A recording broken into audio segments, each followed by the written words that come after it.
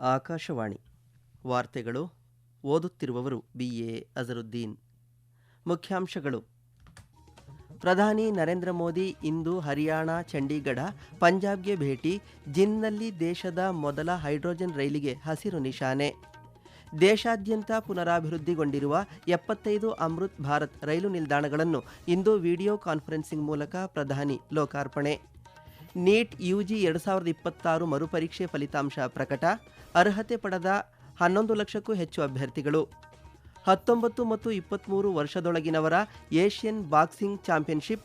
ಭಾರತದ ವಿಶ್ವನಾಥ್ ಸುರೇಶ್ ಗಂಗಾಗೆ ಚಿನ್ನದ ಪದಕ. ಅಂತಾರಾಷ್ಟ್ರೀಯ ಏಕದಿನ ಕ್ರಿಕೆಟ್. ಭಾರತದ ವಿರುದ್ಧ ಇಂಗ್ಲೆಂಡ್ಗೆ 4 ವಿಕೆಟ್ಗಳ ಜಯ. ವಾರ್ತೆಗಳ ವಿವರ.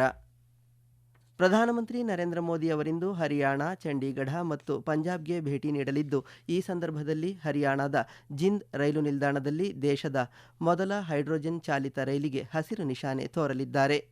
ಜಿಂದ್ ಮತ್ತು ಸೋನಿಪತ್ ನಡುವೆ ಈ ರೈಲು ಸಂಚರಿಸಲಿದೆ.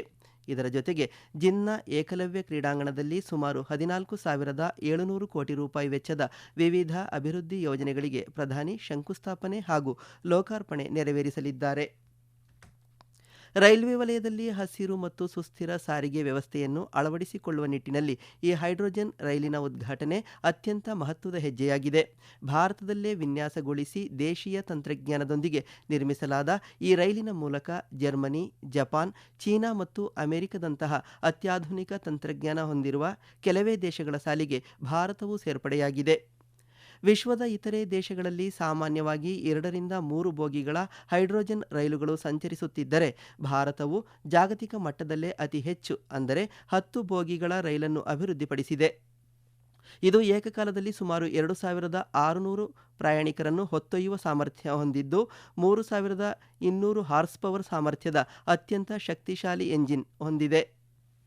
ಹೈಡ್ರೋಜನ್ ಇಂಧನ ಕೋಶಗಳ ಮೂಲಕ ಚಲಿಸುವ ಈ ರೈಲು ಶೂನ್ಯ ಕಾರ್ಬನ್ ಹೊರಸೂಸುವಿಕೆಯನ್ನು ಹೊಂದಿದ್ದು, ಕೇವಲ ನೀರಾವಿಯನ್ನು ಉಪ ಉತ್ಪನ್ನವಾಗಿ ಹೊರಹಾಕುತ್ತದೆ. ಅಲ್ಲದೆ ಇದಕ್ಕೆ ನಿರಂತರ ವಿದ್ಯುತ್ ತಂತಿಗಳ ಅಗತ್ಯವಿರುವುದಿಲ್ಲ. ಜಿಂದ್ನಲ್ಲಿ ಸುರಕ್ಷಿತ ಕಾರ್ಯಾಚರಣೆಗಾಗಿ ಪ್ರತ್ಯೇಕ ಹೈಡ್ರೋಜನ್ ಉತ್ಪಾದನಾ ಘಟಕವನ್ನು ಸ್ಥಾಪಿಸಲಾಗಿದೆ. ಹರಿಯಾಣ ಪ್ರವಾಸದ ನಂತರ ಪ್ರಧಾನಿಯವರು ಚಂಡೀಗಢಕ್ಕೆ ಭೇಟಿ ನೀಡಿ 4,700 ಕೋಟಿ ರೂಪಾಯಿಗೂ ಅಧಿಕ ವೆಚ್ಚದ ಯೋಜನೆಗಳಿಗೆ ಹಾಗೂ ನಂತರ ಪಂಜಾಬ್ನ ಜಲಂಧರ್ನಲ್ಲಿ 5,470 ಕೋಟಿ ರೂಪಾಯಿಗೂ ಹೆಚ್ಚಿನ ಮೌಲ್ಯದ ವಿವಿಧ ಅಭಿವೃದ್ಧಿ ಯೋಜನೆಗಳಿಗೆ ಶಂಕುಸ್ಥಾಪನೆ ಮತ್ತು ಉದ್ಘಾಟನೆ ನೆರವೇರಿಸಲಿದ್ದಾರೆ. ಪ್ರಧಾನಿ ನರೇಂದ್ರ ಮೋದಿ ಅವರು ದೇಶಾದ್ಯಂತ ಪುನರಾಭಿವೃದ್ಧಿಗೊಂಡಿರುವ 75 ಅಮೃತ್ ಭಾರತ್ ರೈಲು ನಿಲ್ದಾಣಗಳನ್ನು ಇಂದು ವಿಡಿಯೋ ಕಾನ್ಫರೆನ್ಸಿಂಗ್ ಮೂಲಕ ಲೋಕಾರ್ಪಣೆ ಮಾಡಲಿದ್ದಾರೆ. ಕರ್ನಾಟಕದಲ್ಲಿ ಅಮೃತ್ ಭಾರತ್ ನಿಲ್ದಾಣ ಯೋಜನೆಯಡಿ ನವೀಕರಣಗೊಂಡಿರುವ 4 ರೈಲು ನಿಲ್ದಾಣಗಳನ್ನು ಸಹ ಪ್ರಧಾನಿಯವರು ವರ್ಚುವಲ್ ಮೂಲಕ ಉದ್ಘಾಟಿಸಲಿದ್ದಾರೆ. ಬಾದಾಮಿ, ಕೊಪ್ಪಳ, ಅಳ್ನಾವರ, ಬಂಟ್ವಾಳ ನಿಲ್ದಾಣಗಳು ಲೋಕಾರ್ಪಣೆಗೊಳ್ಳಲಿದ್ದು, ಈ ಕಾರ್ಯಕ್ರಮಗಳಲ್ಲಿ ರಾಜ್ಯಪಾಲ ಥಾವರ್ಚಂದ್ ಗೆಹ್ಲೋಟ್, ಕೇಂದ್ರ ಸಚಿವ ಪ್ರಹ್ಲಾದ್ ಜೋಶಿ, ಕೇಂದ್ರ ರೈಲ್ವೆ ಖಾತೆ ರಾಜ್ಯ ಸಚಿವ ವಿ ಸೋಮಣ್ಣ, ಸಂಸದರು ಹಾಗೂ ಅಧಿಕಾರಿಗಳು ಭಾಗವಹಿಸಲಿದ್ದಾರೆ. ದಕ್ಷಿಣ ರೈಲ್ವೆಯ ತಿರುವನಂತಪುರಂ ವಿಭಾಗದ ಚಾಲಕ್ಕುಡಿ, ಅಂಗಮಾಲಿ ಹಾಗೂ ಪಾಲಕ್ಕಾಡ್ ವಿಭಾಗದ ತಿರೂರ್, ತಲಶ್ಶೇರಿ, ಪರಪ್ಪನಂಗಾಡಿ ಮತ್ತು ನಿಲಂಬೂರ್ ರೋಡ್ ನಿಲ್ದಾಣಗಳು ಈ ಯೋಜನೆಯಡಿ ಆಧುನೀಕರಣಗೊಂಡಿವೆ. ಸುಧಾರಿತ ಪ್ಲಾಟ್ಫಾರ್ಮ್ಗಳು, ಹವಾನಿಯಂತ್ರಿತ ಕಾಯುವ ಕೊಠಡಿಗಳು ಸೇರಿದಂತೆ ಅತ್ಯಾಧುನಿಕ ಸೌಲಭ್ಯಗಳನ್ನು ಇಲ್ಲಿ ಕಲ್ಪಿಸಲಾಗಿದೆ. ಪ್ರಮುಖ ಪ್ರವಾಸಿ ತಾಣಗಳು ಮತ್ತು ಧಾರ್ಮಿಕ ಕ್ಷೇತ್ರಗಳಿಗೆ ಉತ್ತಮ ಸಂಪರ್ಕ ಕಲ್ಪಿಸುವ ಈ ನಿಲ್ದಾಣಗಳು ರಾಜ್ಯದ ಪ್ರವಾಸೋದ್ಯಮ ಮತ್ತು ಆರ್ಥಿಕತೆಗೆ ಹೆಚ್ಚಿನ ಉತ್ತೇಜನ ನೀಡಲಿವೆ. ರಾಷ್ಟ್ರೀಯ ಪರೀಕ್ಷಾ ಸಂಸ್ಥೆ NTA ನೀಟ್ UG 2026 ಮರುಪರೀಕ್ಷೆಯ ಫಲಿತಾಂಶವನ್ನು ಅಧಿಕೃತವಾಗಿ ಪ್ರಕಟಿಸಿದೆ. ದೇಶಾದ್ಯಂತ ವೈದ್ಯಕೀಯ, ದಂತವೈದ್ಯಕೀಯ, ಆಯುಷ್ ಹಾಗೂ ಇತರೆ ಸಂಬಂಧಿತ ಪದವಿ ಕೋರ್ಸ್ಗಳ ಪ್ರವೇಶಾತಿಗೆ ಈ ಬಾರಿ ಒಟ್ಟು 11 ಲಕ್ಷಕ್ಕೂ ಅಧಿಕ ಅಭ್ಯರ್ಥಿಗಳು ಅರ್ಹತೆ ಪಡೆದಿದ್ದಾರೆ. ಪರೀಕ್ಷೆ ಬರೆದ ಎಲ್ಲ ಅಭ್ಯರ್ಥಿಗಳ ಅಂಕಪಟ್ಟಿಗಳು NTA ಅಧಿಕೃತ ವೆಬ್ಸೈಟ್ neet.nta.nic.in ನಲ್ಲಿ ಲಭ್ಯವಿವೆ. ವೈದ್ಯಕೀಯ ಪ್ರವೇಶಾತಿ ಮತ್ತು ಕೌನ್ಸೆಲಿಂಗ್ ಪ್ರಕ್ರಿಯೆಗಳು ನಿಗದಿತ ವೇಳಾಪಟ್ಟಿಯಂತೆಯೇ ಸುಗಮವಾಗಿ ನಡೆಯುವಂತೆ ನೋಡಿಕೊಳ್ಳಲು ಫಲಿತಾಂಶವನ್ನು ಸಕಾಲದಲ್ಲಿ ಪ್ರಕಟಿಸಲಾಗಿದೆ ಎಂದು ಸಂಸ್ಥೆ ತಿಳಿಸಿದೆ.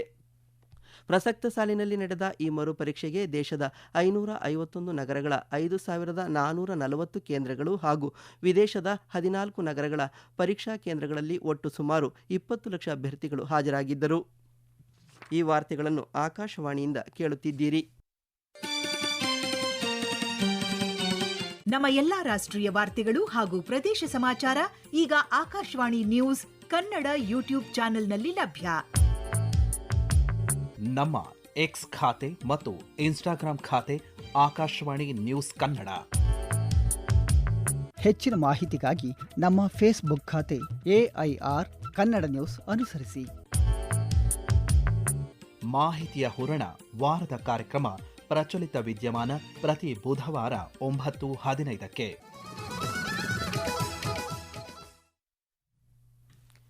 ಕೇಂದ್ರ ಗೃಹ ಸಚಿವ ಅಮಿತ್ ಶಾ ಅವರು ಇಂದಿನಿಂದ ಪಶ್ಚಿಮ ಬಂಗಾಳಕ್ಕೆ 3 ದಿನಗಳ ಭೇಟಿ ನೀಡಲಿದ್ದಾರೆ. ಈ ಪ್ರವಾಸದ ಅವಧಿಯಲ್ಲಿ ಅವರು ಗಡಿ ಭದ್ರತೆ, ಆಡಳಿತ, ಕಾನೂನು ಸುವ್ಯವಸ್ಥೆ ಮತ್ತು ಅಭಿವೃದ್ಧಿಗೆ ಸಂಬಂಧಿಸಿದ ವಿವಿಧ ಕಾರ್ಯಕ್ರಮಗಳಲ್ಲಿ ಭಾಗವಹಿಸಲಿದ್ದಾರೆ ಎಂದು ಮೂಲಗಳು ತಿಳಿಸಿವೆ. ನಾಳೆ ಗೃಹ ಸಚಿವರು ಸಿಲಿಗುರಿಯ ಜುಮಾಗಚ್ ಗಡಿಯ ಔಟ್ಪೋಸ್ಟ್ಗೆ ಭೇಟಿ ನೀಡಲಿದ್ದು 18ನೇ ಬೆಟಾಲಿಯನ್ ಔಟ್ಪೋಸ್ಟ್ನಲ್ಲಿ ಗಡಿ ಭದ್ರತಾ ಪಡೆಯ ಯೋಧರೊಂದಿಗೆ ಸಂವಾದ ನಡೆಸಲಿದ್ದಾರೆ. ಇದೇ ವೇಳೆ ಅವರು ಬಿಎಸ್ಎಫ್ಗೆ ಸಂಬಂಧಿಸಿದ ಹಲವು ಅಭಿವೃದ್ಧಿ ಯೋಜನೆಗಳಿಗೆ ಶಂಕುಸ್ಥಾಪನೆ ಹಾಗೂ ಉದ್ಘಾಟನೆ ನೆರವೇರಿಸಲಿದ್ದಾರೆ. ನಾಳೆ ಮಧ್ಯಾಹ್ನ ಅವರು ಪಶ್ಚಿಮ ಬಂಗಾಳದ ಗಡಿ ಸಮಸ್ಯೆಗಳ ಕುರಿತು ಪ್ರಮುಖ ಸಭೆಯ ಅಧ್ಯಕ್ಷತೆ ವಹಿಸಲಿದ್ದಾರೆ. ಇದರ ಜೊತೆಗೆ ರಾಜ್ಯದಲ್ಲಿ 3 ಹೊಸ ಕ್ರಿಮಿನಲ್ ಕಾನೂನುಗಳ ಅನುಷ್ಠಾನದ ಪ್ರಗತಿಯನ್ನು ಗೃಹ ಸಚಿವರು ಪರಾಮರ್ಶಿಸಲಿದ್ದಾರೆ ಎಂದು ಮೂಲಗಳು ಹೇಳಿವೆ. ಮುಂಬರುವ ಸಂಸತ್ತಿನ ಮುಂಗಾರು ಅಧಿವೇಶನದಲ್ಲಿ ಸರ್ಕಾರದ ಕಾರ್ಯಸೂಚಿಯನ್ನು ಅಂತಿಮಗೊಳಿಸುವ ಸಲುವಾಗಿ ಇಂದು ದೆಹಲಿಯಲ್ಲಿ ಎನ್ಡಿಎ ಸಚಿವರನ್ನು ಒಳಗೊಂಡಂತೆ ರಕ್ಷಣಾ ಸಚಿವ ರಾಜನಾಥ್ ಸಿಂಗ್ ಅಧ್ಯಕ್ಷತೆಯಲ್ಲಿ ಉನ್ನತ ಮಟ್ಟದ ಸಂಸದೀಯ ಸಭೆ ನಡೆಯಲಿದೆ. ಸಂಸತ್ ಅಧಿವೇಶನ ಇದೇ 20ರಿಂದ ಆರಂಭವಾಗಲಿದ್ದು ಆಗಸ್ಟ್ 13ರಂದು ಮುಕ್ತಾಯಗೊಳ್ಳಲಿದೆ. ಸರ್ಕಾರ ಸದನದ ಕಲಾಪವನ್ನು ಸುಗಮವಾಗಿ ನಡೆಸಲು ಪ್ರತಿಪಕ್ಷಗಳ ಸಹಕಾರ ಕೋರಲು ಇದೇ 19ರಂದು ಸರ್ವಪಕ್ಷಗಳ ಸಭೆಯನ್ನು ಕರೆದಿದೆ. ಕೇರಳದ ಪ್ರಸಿದ್ಧ ಶಬರಿಮಲೆ ಶ್ರೀ ಅಯ್ಯಪ್ಪಸ್ವಾಮಿ ದೇವಸ್ಥಾನವು ಮಲಯಾಳಂ ಕ್ಯಾಲೆಂಡರ್ನ ಕರ್ಕಾಟಕ ಮಾಸದ ಮಾಸಿಕ ಪೂಜೆಗಳಿಗಾಗಿ ನಿನ್ನೆ ಸಂಜೆ ತೆರೆಯಲ್ಪಟ್ಟಿದ್ದು ಮೊದಲ ದಿನವೇ ಭಕ್ತರ ಭಾರೀ ದಟ್ಟಣೆ ಕಂಡುಬಂದಿದೆ. ಮುಖ್ಯ ಅರ್ಚಕರ ಸಮ್ಮುಖದಲ್ಲಿ ನಿನ್ನೆ ಸಂಜೆ 5 ಗಂಟೆಗೆ ಗರ್ಭಗುಡಿಯ ಬಾಗಿಲು ತೆರೆದು ದೀಪ ಬೆಳಗಿಸಿದರು. ಯಾವುದೇ ವಿಶೇಷ ಪೂಜೆ ಅಥವಾ ಧಾರ್ಮಿಕ ವಿಧಿವಿಧಾನಗಳನ್ನು ನಡೆಸಲಾಗಿಲ್ಲ. ಕೇರಳಂ ಸೇರಿದಂತೆ ನೆರೆಯ ರಾಜ್ಯಗಳಿಂದಲೂ ಹೆಚ್ಚಿನ ಸಂಖ್ಯೆಯಲ್ಲಿ ಭಕ್ತರು ಸನ್ನಿಧಾನಕ್ಕೆ ಆಗಮಿಸಿರುವುದಾಗಿ ವರದಿಯಾಗಿದೆ. ಇಂಡೋನೇಷ್ಯಾದ ಜಕಾರ್ತದಲ್ಲಿ ನಿನ್ನೆ ನಡೆದ 19 ವರ್ಷದೊಳಗಿನ ಮತ್ತು 23 ವರ್ಷದೊಳಗಿನ ಏಷ್ಯನ್ ಬಾಕ್ಸಿಂಗ್ ಚಾಂಪಿಯನ್ಶಿಪ್ನ ಫೈನಲ್ನಲ್ಲಿ ಭಾರತದ ವಿಶ್ವನಾಥ್ ಸುರೇಶ್ ಮತ್ತು ಗಂಗಾ ಚಿನ್ನದ ಪದಕ ಗೆದ್ದರು. 23 ವರ್ಷದೊಳಗಿನ ಪುರುಷರ ವಿಭಾಗದ ಫೈನಲ್ನಲ್ಲಿ ಭಾರತ 2 ಚಿನ್ನದ ಪದಕಗಳನ್ನು ತನ್ನದಾಗಿಸಿಕೊಂಡಿತು. ಹಾಲಿ ಹಿರಿಯರ ಏಷ್ಯನ್ ಚಾಂಪಿಯನ್ ಆಗಿರುವ ವಿಶ್ವನಾಥ್ ಸುರೇಶ್ ಪುರುಷರ 50 ಕೆಜಿ ವಿಭಾಗದ ಫೈನಲ್ನಲ್ಲಿ ಜಪಾನ್ನ ಡೈಚಿ ಇವಾಯಿ ವಿರುದ್ಧ 3-2 ಅಂತರದ ಗೆಲುವು ಸಾಧಿಸಿದರು. 55 ಕೆಜಿ ವಿಭಾಗದಲ್ಲಿ ಗಂಗಾ ಕಜಕಿಸ್ತಾನದ ಬೆಕ್ಸುಲಾತನ್ ಬೊರಾನ್ಬೆಕ್ ಅವರನ್ನು 3-2 ಅಂತರದಿಂದ ಮಣಿಸಿ ಚಿನ್ನದ ಪದಕಕ್ಕೆ ಕೊರಳೊಡ್ಡಿದರು. 65 ಕೆಜಿ ವಿಭಾಗದ ವಂಶಜ್ ಫೈನಲ್ನಲ್ಲಿ ಉತ್ತಮ ಹೋರಾಟ ನೀಡಿದರು. ಉಜ್ಬೇಕಿಸ್ತಾನದ ಇಲ್ಕೊಮ್ ಜಾನ್ ಎರ್ಗಶೇವ್ ವಿರುದ್ಧ 4-1 ಅಂತರದಿಂದ ಸೋತು ಬೆಳ್ಳಿ ಪದಕಕ್ಕೆ ತೃಪ್ತಿಪಟ್ಟರು. 19 ವರ್ಷದೊಳಗಿನ ಪುರುಷರ ವಿಭಾಗದ ಫೈನಲ್ನಲ್ಲಿ ಭಾರತೀಯ ಬಾಕ್ಸರ್ಗಳು ಉತ್ತಮ ಪ್ರದರ್ಶನ ನೀಡಿದರೂ ಬೆಳ್ಳಿ ಪದಕಕ್ಕೆ ತೃಪ್ತಿಪಟ್ಟರು.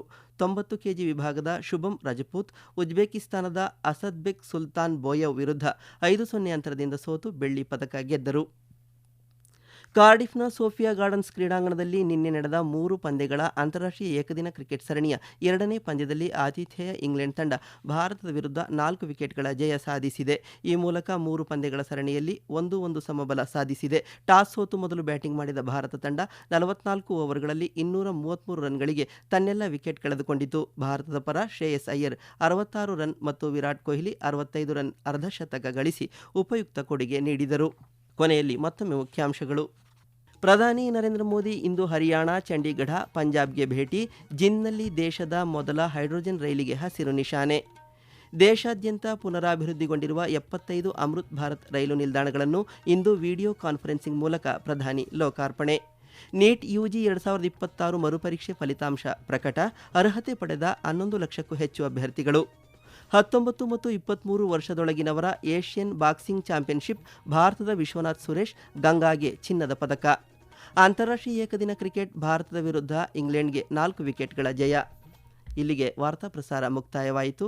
ನಮ್ಮ ಮುಂದಿನ ವಾರ್ತಾ ಪ್ರಸಾರ ಈ ಮಧ್ಯಾಹ್ನ 12ಕ್ಕೆ.